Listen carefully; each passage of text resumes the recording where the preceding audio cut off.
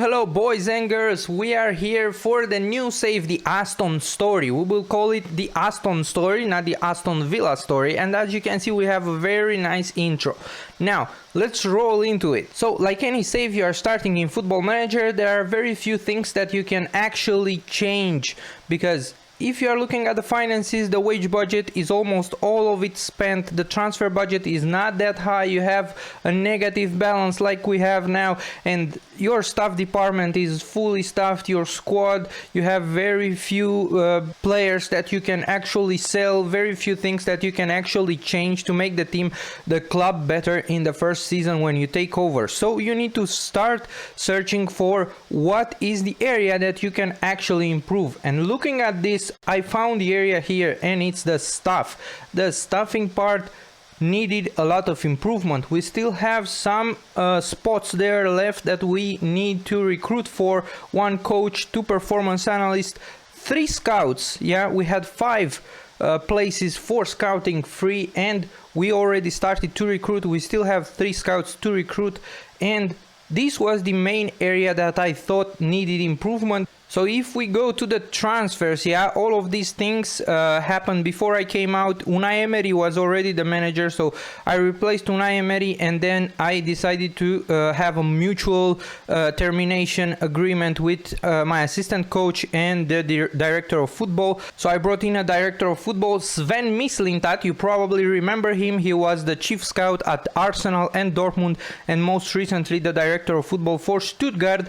And then I changed some other things, brought in a new assistant coach, Rui Aguas, a very good guy from Portugal who has also a lot of world knowledge. This helps a lot in building up the scouting department and finding new players and getting the right results from those recruitment focuses.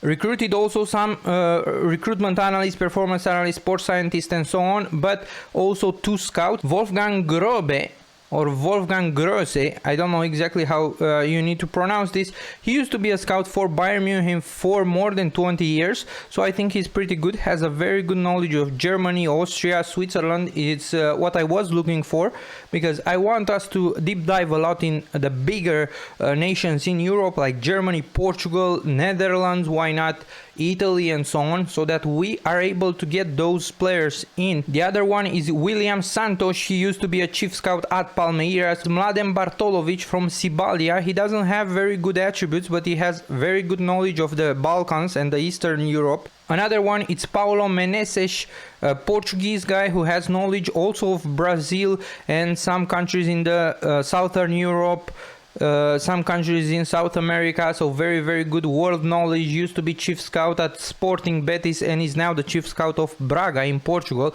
which helps us a lot to have more knowledge about Portugal. And then the last one is Diego Medina, the actual chief scout for Boca. The squad is pretty good. I don't have a lot of things to add here. I brought in Josip Juranovic, Croatian fullback or wingback right. He can play also on the left, so he is good as a substitute. He is good to bring in some more backups to the team that I don't think we had on those particular positions.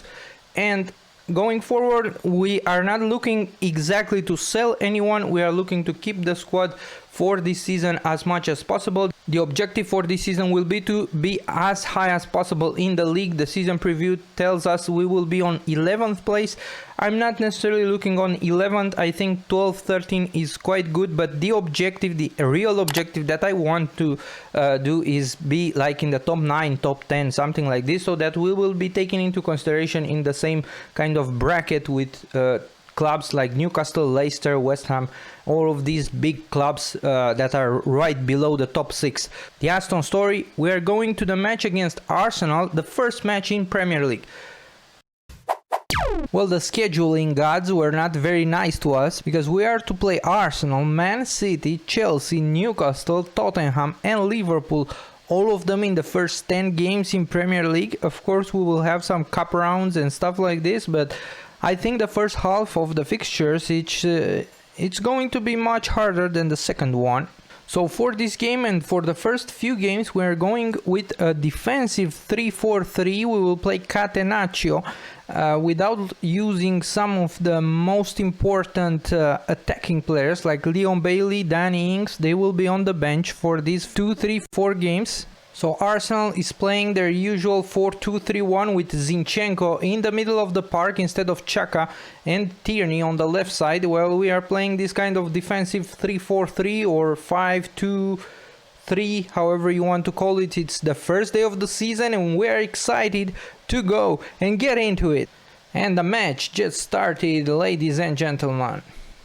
Now it's Arsenal with Tomiyasu for Saka. Tomiyasu, Zinchenko.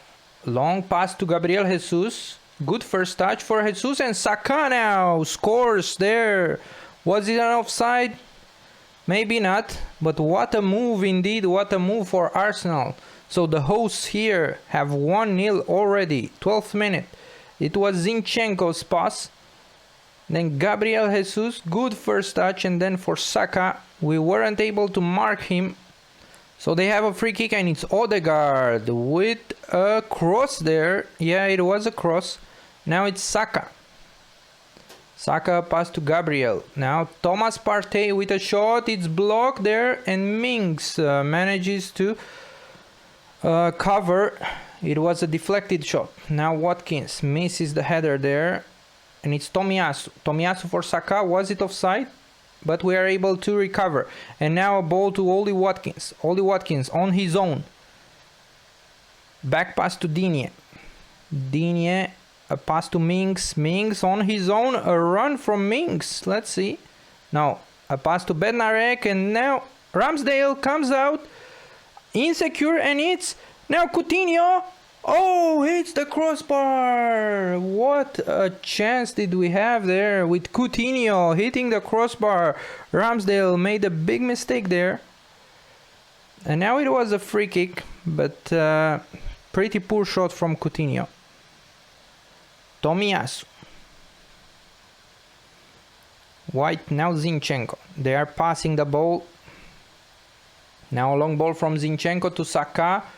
Saka manages to get the ball there and across just outside to Martinelli, and now Tierney on the left side. Tierney across and a header, I think, from Odegaard.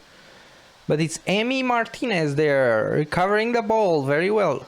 30 minutes, still 1-0 for Arsenal, and it's halftime. Arsenal are ahead. Second half starts and Arsenal has a free kick. We are recovering there and it's Jacob Ramsey with a clearance. Let's see Oli Watkins here pressing. Now it's Ben White for Partey. Partey tries to find and finds Martinelli. Martinelli is quite free there. Shot blocked by Martinez.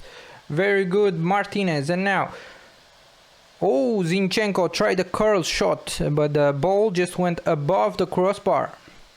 Two substitutions, but just changing one player to the other. Didn't change anything tactically. We're still now balanced. We are playing the same defensive formation, 3-4-3. But we are pushing a little bit forward with a little bit more press. We didn't manage to create any chances in the second half, unfortunately, but we managed to kind of cancel out Arsenal. First game, first loss, first defeat against Arsenal, 1-0 at the Emirates, but things aren't going as bad as it seems on the scoreboard.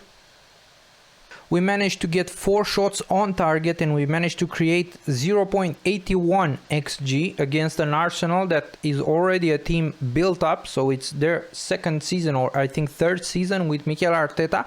Overall, we didn't create amazing chances, but we were quite good there. And for the first episode of the Aston story, we are there. Stay tuned because we will have more episodes. The next one will be much further into the season after we have probably our first 8 or 10 games, and you will see how did we progress. The Aston story. Thank you for watching. Don't forget, leave us a like and subscribe to the channel. Stay tuned.